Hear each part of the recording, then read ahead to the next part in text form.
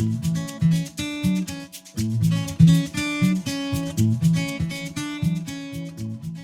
everyone, welcome to today's episode of the Brews Less Traveled podcast, where we explore all things travel and craft beer. We've touched down in our newest undiscovered craft beer city for the month of January, sunny San Antonio, Texas. Join me, Julie, and my co-host Mike as we chat with Gregg Spickler, the Brewmaster and Director of Operations for Alamo Beer Company. We also tasted their Alamo Golden Ale and Davy Bockett Helles Bock, which was a great and refreshing way to spend a January evening. I can't wait to share this episode with all of you. Cheers! Hello, everybody! Welcome to the first virtual tasting of the new year with the Brews Less Traveled Beer Club. So excited to see all of you. My name is Julie Walker. I am your craft beer loving host for January. As far as my relationship with craft beer and why I'm here and why I love doing this, it's definitely not just a hobby for me. It's really a passion. I have been a home brewer for over a dozen years now. I am a certified beer server through the Cicerone program, which is kind of like the sommelier program, but for beer. And I'm working towards my level 2 certification there. So it's just something that I love doing. Even my day job as the experiences manager here at Brewvana and our sister companies, City Brew Tours and Unbox Experiences. I like to think about beer and I work in beer and I love teaching about it. So I'm so excited to be here with you for January, but I am not alone. I do have a wonderful co-host, one of our regulars. You might know him as well. Mike, do you want to introduce yourself? Hello. Thanks, Julie. Wow, you're very impressive. I'm going to introduce myself. I'm you guys know me. I'm Mike Birch. I've been here a few times. I work here in New York City as a tour guide on our brewery tours and also do our unboxed experiences online.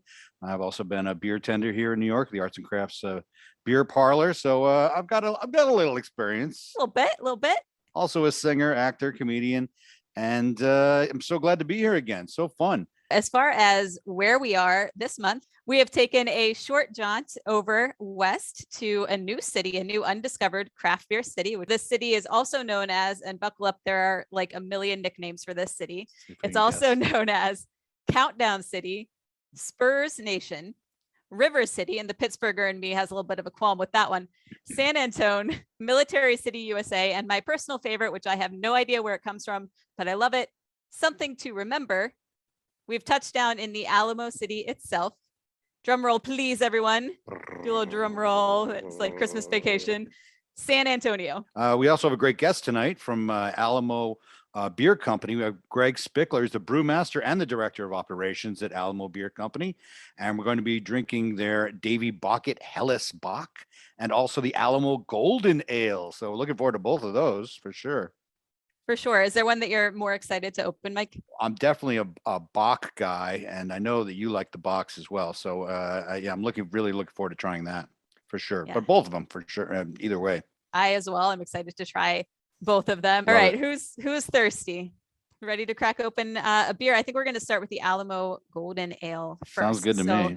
When it comes to beer tasting, we always like to go kind of lightest flavor intensity to heaviest flavor intensity. These are both, a little bit lighter types of beer, but I think this one is going to go best first, and then we'll move on to the next one. So let's do that. Absolutely. Well, first thing, you got to have your nice Brewvana glass. We like to hold it at a 45-degree angle and aim the beer right to the center of the glass, just like this. And when it gets about halfway full, you want to turn the glass upright, pour the rest of the beer directly in, like so. Ooh, nice. You're a little excited there. That's not bad. You have a nice healthy head on there. Yeah, it does have a nice color to it. It's certainly golden. Looks like sunshine. A nice nose to it. Mm-hmm. So this beer clocks in at 4.75 ABV and 18 IBU. So it's kind of a sweeter, milder ale. Might actually remind you of maybe one of your favorite lagers. All right. Yeah. Cheers. Cheers, everyone. Happy New Year. Yeah, indeed. So effervescent, right? It's like very light. It really does remind me of a lager, a little bit like a Helles lager. Mm-hmm. Very nice. Got that little bit of sweetness. Got a sort of a bit of a grassy nose to it. Mm-hmm. Yeah, like super fresh cut grass. Yeah, super refreshing for sure. Yeah, I like that a lot. All right, good on you, Alamo. I'm on board. So this is a this is a golden ale. It's also known as American Blonde Ale, right? And the styles are categorized together for the Great American Beer Festival judging. So the names can be used interchangeably, blonde ale and golden ale. I'm not usually a big fan of golden ales, but this one is really smooth and very refreshing. So I might have to change my tune on that. Maybe I've been drinking the wrong Goldens. Yeah, exactly. You're a convert. This this golden ale is not to be confused with a Belgian style golden strong ale, which is an old world higher ABV kind of ale with a really kind of distinctive fruity Belgian yeast character. So they're very different ales with a very similar name. This beer is definitely kind of an anecdote to cold January weather. I think it tastes like summer in Texas. It's like very refreshing. Yeah, definitely crushable. I feel like this is one that you could just kind of drink all day and be just relaxed, Absolutely. And I'm getting a little nuttiness on the finish there. It's a little nice complex blonde ale.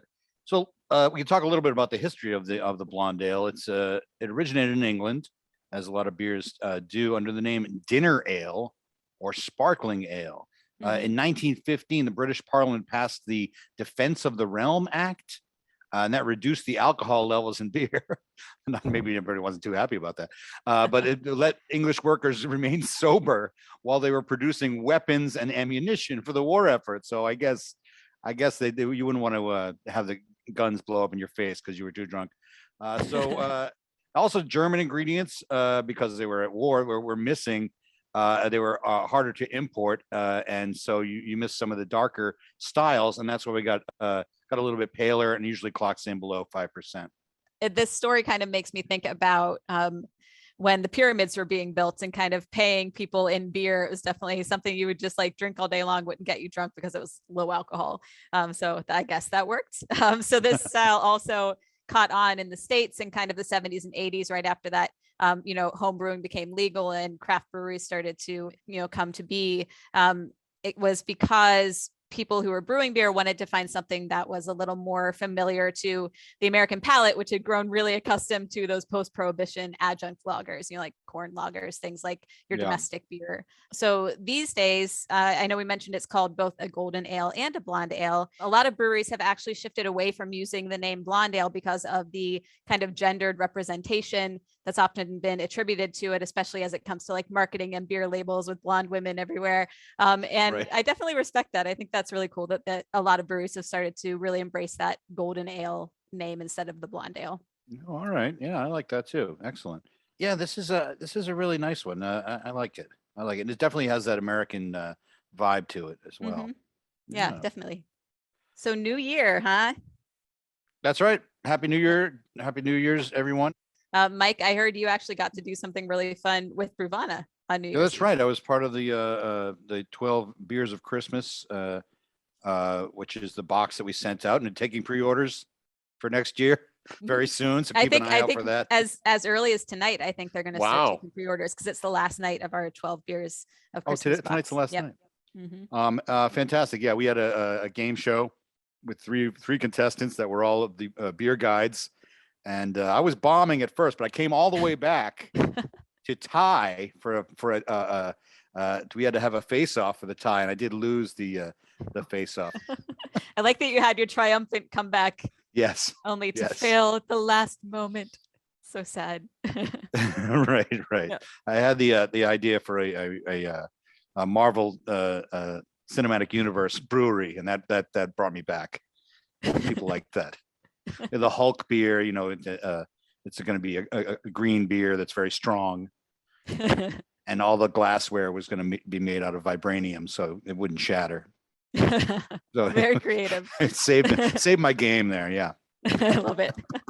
Yeah, New Year's is it's definitely one of my favorite holidays. I really like I'm somebody who likes planning and goal setting, so I get super into it right at the beginning of the new year, and then I'll last a week, and then all bets are off at that point, but I get really excited about it for about a week. So do you have a resolution that you're working on that you haven't broken yet? I haven't broken them yet. It's only the 5th. So luckily I managed to keep them till the 5th. So one of them is reading, I want to try to read 24 books. I'm thinking okay. about 2 books a month. I think, as a busy working mother, I think I can do that. So trying to read a bit more, hopefully looking into getting a house. I've been living in an apartment since I moved to North Carolina. So that would be awesome. And then getting that level 2 Cicerone. I really, really want to do that. It's something I've wanted to do for years and years. And I feel like now's the, if not now, when. So definitely want to dive into studying for that. And those sound very achievable. I think you can do it. Yeah, fingers crossed. How about you? Me? Oh, no. I do have, I don't, I do set goals for myself, but I don't usually do it on the new year. It's like whenever. Like I did have to get up back on the bike today I try to do 5 miles a day, and I was not doing that over the holidays. Like stationary bike or like actually stationary out in the world bike. Yeah. It's a little cold. I think it was 22 out today. So. Oh my gosh. Yeah. I don't think I would want to bike in that either. Not that I bike and I could close my eyes when I'm on the stationary bike too. You can't do that on the road. Yeah, that might be a little bit dangerous. I love that. All right. So before we move on to the second beer and our guests, we're going to learn a little bit more about Alamo Brewing Company, who we are featuring this week. So it's been around since December of 2014.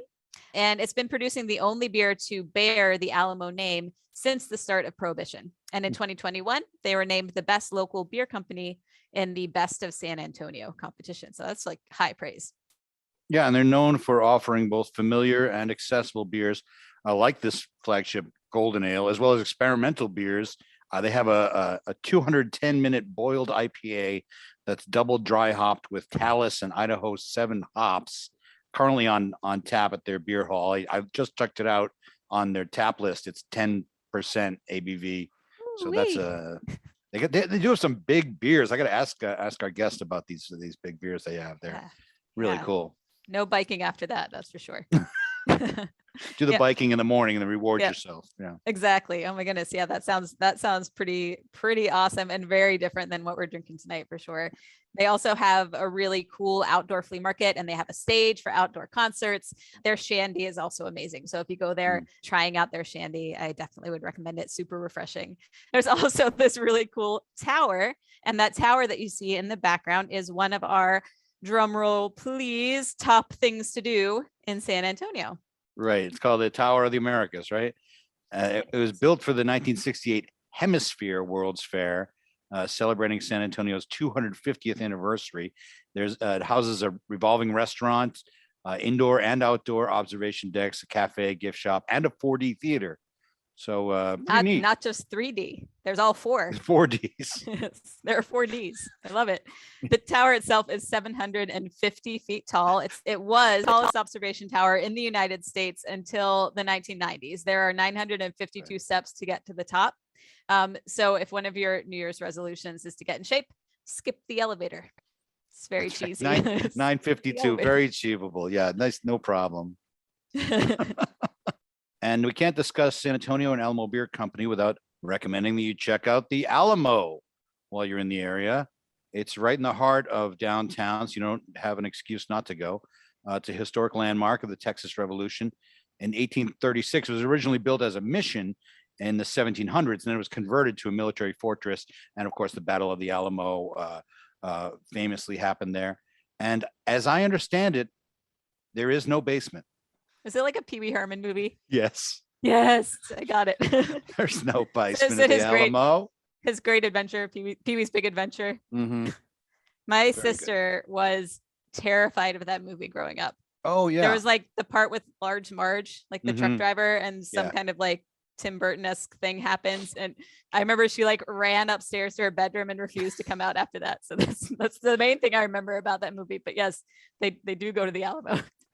I definitely didn't expect it to be as small as it is compared to kind of all the modern structures that you see around it. A little bit of kind of insider tips. If you do go, make sure that you get a pre-timed ticket. So the entrance is free, but you aren't able to actually just walk in. Walk-ins aren't allowed. So you have to get a pre-timed ticket, and you want to go early because it definitely gets hot there. So making sure you go earlier in the day.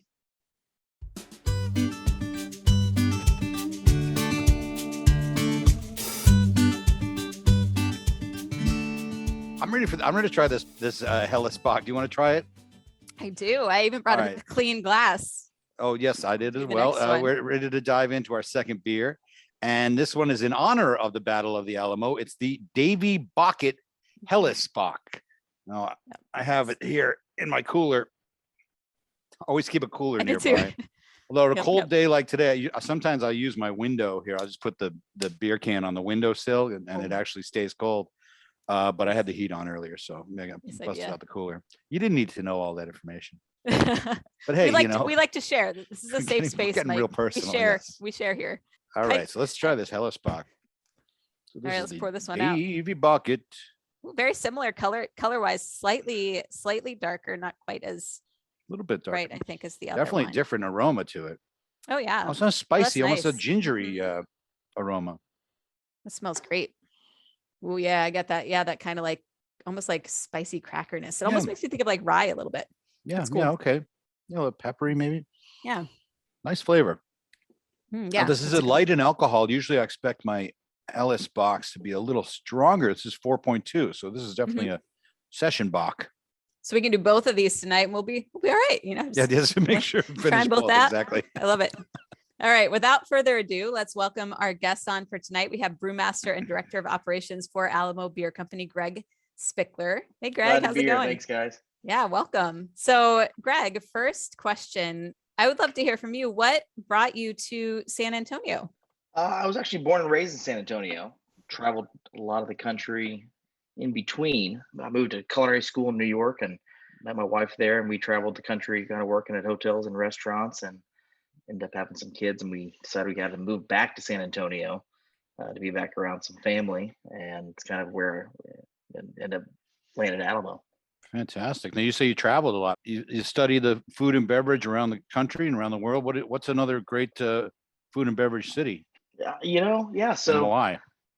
So I went to culinary school, the Culinary Institute of America in Hyde Park, New York. And so during culinary school, we would often travel down to the city and work for some celebrity chef for a fancy event. And I had some friends down there at NYU, so we'd crash around that area. And I absolutely love just being able to walk a very short distance and find a plethora of different types of foods, a myriad of foods, and I love that aspect of that area.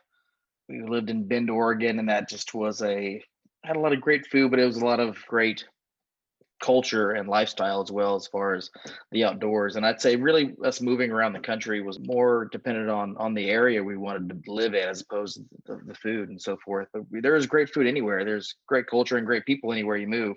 It's all a little bit different. We opened a brewery in Wells Beach, Maine, just south of Portland, about 45 minutes. Kennebunkport is more well-known town in that area. We traveled to Portland. I did love the kind of food scene and growing craft beer scene in that area. A lot of great friends, a lot of great restaurants in that area, and I thoroughly enjoyed that. So, but even here in Texas, I love going to Austin. The food scene is great there, and San Antonio has a great emerging food scene. So it's every place has great, amazing food. It just all depends on where you look and how hard you look, and it's different everywhere. That's a great part about moving around.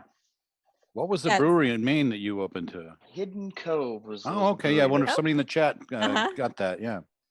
That's so cool. It sounds like you've gotten to go to so many amazing places. Indeed. And of course, I always have lots of fun going to all the beer festivals in Colorado and eating my way through it as well. Yeah. It's good times.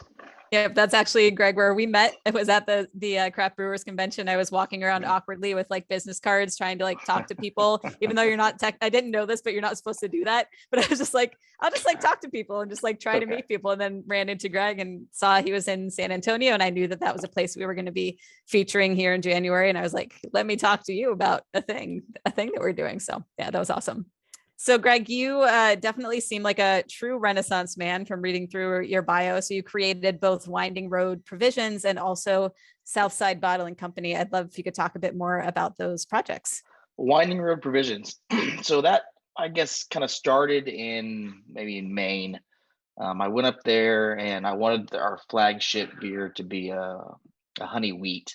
And up in Maine, I couldn't get a consistent supply of local honey. The growing season, I say growing season, the summer season, the warm months are so short there that it seemed like any local beekeepers who actually maintained any hives in that area and within the state just sold everything, in jars, retail wise, so they can make the full amount of money off of it. And so I wasn't really able to get a good consistent supply. I'm sure there's probably someone out there, but I couldn't find them at the time. So I decided, well, I'm just gonna keep bees and do it myself. So I did. I was definitely afraid of bees at that point in time. I got stung a whole bunch at one point in my life, and just, but whatever. I just said I'm going to do it, and I did. And then so that kind of was the start of it. And then when I moved to San Antonio, started working at Alamo. Had some side hustles, and one of them was selling craft beer soap using beeswax as one of the ingredients. I'd seen it at a beer festival, I think in Boston, maybe somewhere. And I thought, there's nothing doing in San Antonio. I'm going to do that and see if I can, have some fun. So I did. I started selling beer soap to every single brewery in the city. I'd go and they'd give me beer. I would in turn make soap for them using their beer and the beeswax from my hives. And I'd put their logo on it, and Alamo Beer, Freetail Beer, whatever, right there. It was great. It was fun. And then the local beer bars, Big Hops is our local craft beer bar. They started picking up the entire portfolio. So they had 30 beers on the wall, and then they had 20 craft beer soap bars on the, on the bar, and it was kind of fun. So it is just kind of grew, and it was cool. And then I started doing beekeeping for hotels and resorts around the area. They would have the bees in their garden, and I'd keep the bees for them, and give them the honey, and then they would make their salad dressings and whatever, and desserts and cocktails with the honey. So it'd be the hotel honey and stuff. So it's kind of a really cool marketing aspect for the hotels. And of course they carried the beer soap as well, and jars of the hotel honey and stuff. So it was cool, a lot of fun. And then at one of the hotel events, I met up with a good friend of mine, Andrew Aguiano, who was doing some work for the Southside Chamber of Commerce, but previously he had worked at Alamo Beer doing some marketing, and he was looking to start a soda company, a beverage company with the name Southside, because that's where he grew up, and his family is has a lot of roots in the South Side of San Antonio. So he was looking to kind of fill a void there that he saw. And I was asking me about beverage production and if I could help out. And I said, I'd love to do it as long as we can use some honey in the product, because that's what I'm doing now. It seems like lots of fun. So we did. We started creating beverages that kind of had a South Texas flair to it with a little addition of honey. And that's kind of where Southside Soda started. And we're growing, and it's been cool. A lot of fun. It's really cool. It sounds like all of those different interests really fit together in different ways. So, that the honey and the beer together, and then moving into like the soda with the honey, but then you still have the soap, and then you kind of go to the brewery at that point, and kind of having similar interests with all of them, but making them all kind of separate things. That's really neat.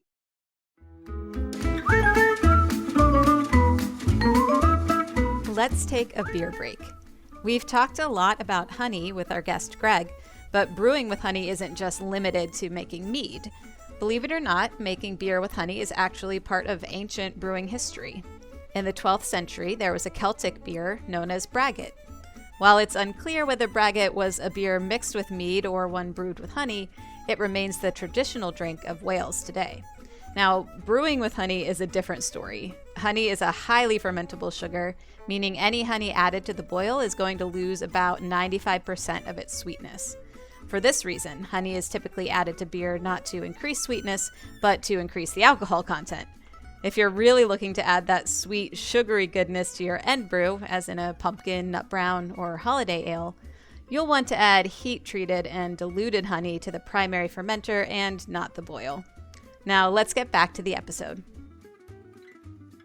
What do you think is your next endeavor? It sounds like you're an idea guy, is my guess. You kind of think of different, you see a need and you're like, what can I do? I'm going to raise bees because I want honey, anything else on the it's not enough, horizon? Greg. What else? Come on. Yeah, there's always something else going on. I've been playing around with some honey-based spirits, the honey bourbons and stuff like that for a little while. There might be a Winding Road spirits in the future, but who knows? I'm having a lot of fun growing Alamo right now, and the projects there. And in addition to Alamo Beer, we co-package for a lot of other customers, including Southside craft soda. So it's a lot of fun to help build other brands as well, and kind of help bring these small producers to market. So I have a lot of fun kind of doing that right now, and that's rewarding, and it's very cool to see other people kind of build their dreams and so forth. Maybe some spirits, maybe been kind of into building rental cabins and stuff like that. Maybe my next thing down, and I hope seeing some real estate kind of Just fun build stuff. some But houses. really, It's really, fine. beverage has been my passion. So I love anything beverage, and I've done beer. We're going to getting into more fruit kind of beverages, not NA still, but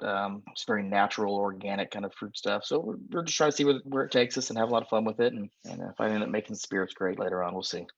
Thinking about, honey and brewed beverages. Have you ever toyed around with making mead? Yeah, I have made some meads. I enjoy very dry mead. When I was up in Portland, Maine, there was a place up there, Urban Farm Fermentery, I thought did a great job doing different types of meads, and they did a lot of dry stuff and dry hopped, and I enjoy that kind of product. And there's a lot of even great places here in Texas, but I actually started distilling some mead and then working kind of that and making more spirits out of that and kind of playing around with that aspect of it.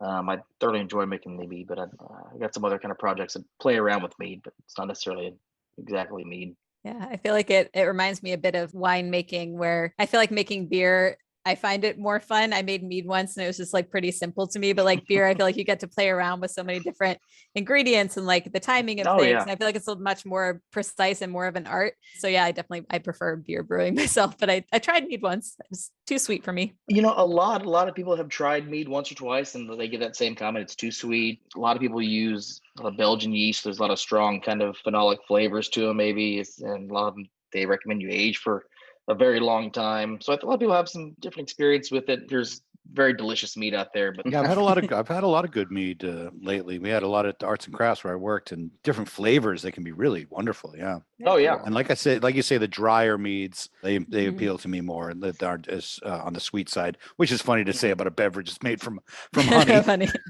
Yeah.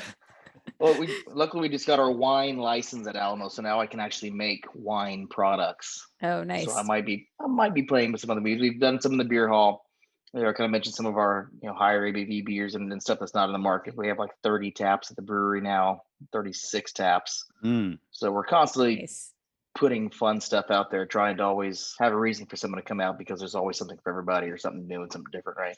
Do you put the Southside sodas on tap at the brewery? I have them in bottle at the brewery. cool. I don't actually have them on tap. I save all the taps for the tons of other crazy stuff we have there. No fun. It probably opens up a lot of fun options too, for sure. Oh So- yeah. It makes a good marinade and some good barbecue sauce and stuff like that. Nice. So going back to the beer, which is mostly on tap there. So we're Sure. drinking a Helles Bock, not just a Bock. I would love for you to talk a bit more about what makes it a Helles Bock specifically. Sure. So Helles Bock is just typically a little bit lighter in color. And you're right, our Helles Bock is slightly lower in the ABV than your typical Bock would be. That was more of a marketing kind of deal. When I traveled through Germany, my favorite two beers that I would consistently drink at most places, one by name would be the Weizenbacher Helles. If that wasn't around, I would get a lager beer, which was very much of a general term. It seemed like that when the breweries were very traditional, right? You kind of see that, and it was somewhere between the lighter beers and the darker beers. So it's funny. Davy Bockett is a Helles Bock, but I'd probably relate that more to the lager beers I drank there. Is more lighter, but there was a little bit of amber, a little bit of maltiness to it. So that's kind of what I was thinking of when I developed this recipe here. Was I wanted to be light. The folks were asking for a Bock beer.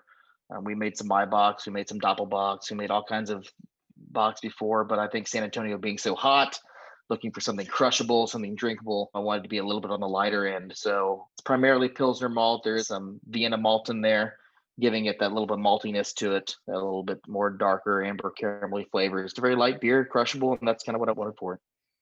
Yeah, Yeah, you that's nailed awesome. it. I think it's great flavor. Yeah, really good. Yeah, really tasty. Bock is really cool because there are so many different types of Bock. The Helles Bock, I think also my Bock, they kind of can be used interchangeably, but then you also can do like a Doppelbock or Weizenbock or an Eisbock, which is really cool because you kind of freeze the beer and then get like the concentrated beer off of it. So That's fun, yeah. yeah, there's some really We've done cool that by things you can do accident with once. Bock. Oh no, did you really? Tell us more about that. I want to hear about the accidental ice box. I can legally tell you more about that. So mysterious. That'll be for another time. That's like the after show. So the company's tagline is fiercely independent. Where does the motto come from? Relate it back to the Alamo, of course. Yeah.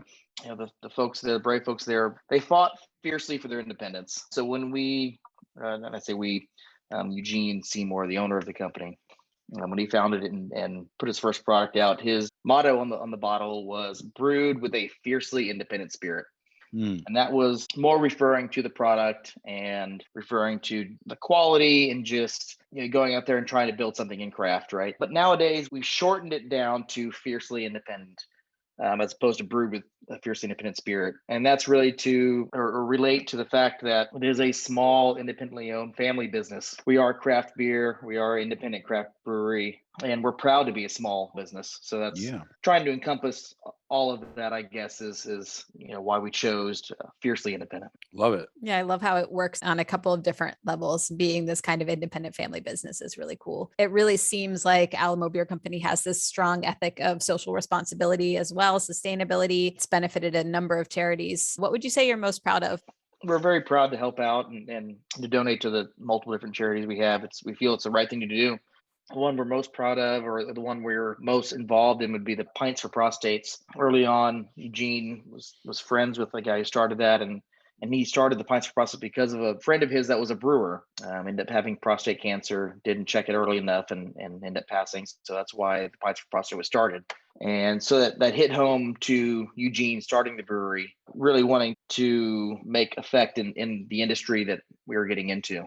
And it turning out being that Eugene had prostate cancer later on and luckily beat it and is great now. So it really set that in stone that that's what we're going to focus our efforts on. And it's been a great partnership. We throw a festival every year for Father's Day, Pints for Prostates Father's Day. So we do free testing for anyone who wants to come up and get it done with the local doctor's office here and provide those results to anyone free of charge.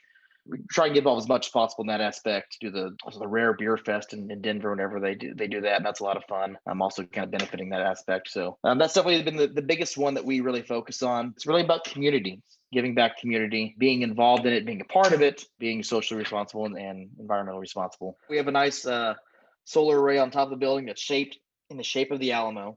So that's fun to look at. But it does provide a lot of our power. In the early days, it provided, let's say 50%. It might be a little bit less now because we have really ramped up production recently. So there's a lot more demand. I'd say maybe a little bit less than 50, but around that area. We're proud to be a part of that and proud to have sustainable efforts. In addition to that, we installed an Earthly Labs CC system, is what they call it, is a CO2 recapture device. Most small brewers just vent off their CO2, bubble it out into the atmosphere because technology is not available for smaller brewers. It's typically only available for larger breweries and big scale, very expensive equipment, and takes up a very large footprint. This great little company out of Austin called Earthly Labs has now reduced the footprint of that technology and made it more available to the smaller brewers. So now we are able to recapture majority of our fermentation CO2, clean it, and reuse it later on in our process. So that is really cool. It's one of our little efforts to be more sustainable and reduce our footprint and just be better parts of the community.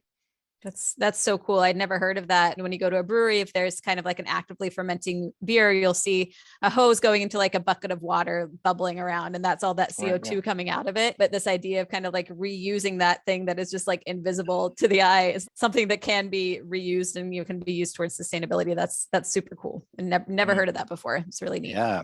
Way ahead of the curve on that one. Yeah. All right. So our members love to learn things to do from the locals. So what would be your ideal day off in San Antonio? I love getting outdoors. So my ideal day off would probably be going slightly north of San Antonio and finding a river and going and floating in the river. Love it. All day. San Antonio River. It. They rarely let you float in that one. Typically ends up behind bars if you do.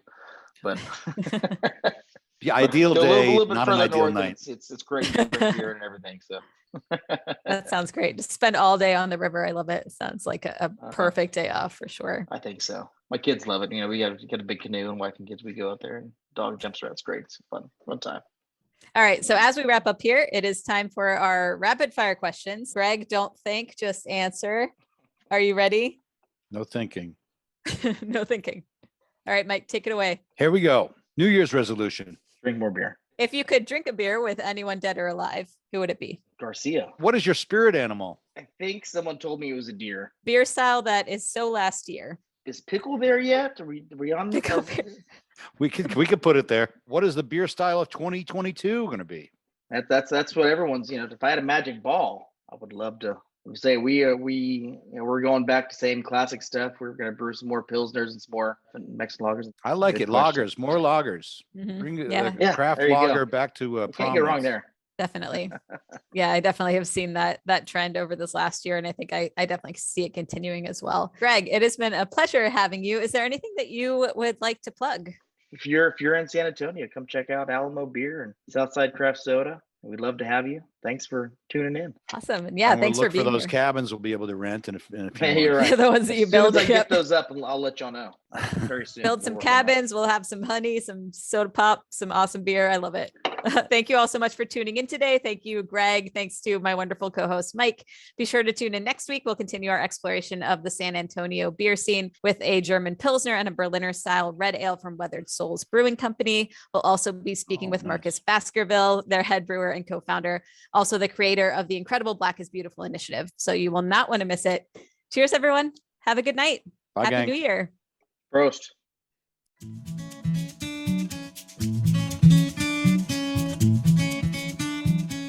Thank you so much for joining me in our virtual tap room this week. I love sharing a beer with you. And don't forget to sign up for the Brews Less Traveled Beer Club at brewvana.com. This way you'll get all the beers we taste on the podcast delivered right to your doorstep so you can drink along. Be sure to follow us on Instagram, Facebook, and YouTube, and subscribe to Brewvana on Untapped so you can stay up to date with the beers in the box. Can't wait to crack open a cold one with you next week. Cheers!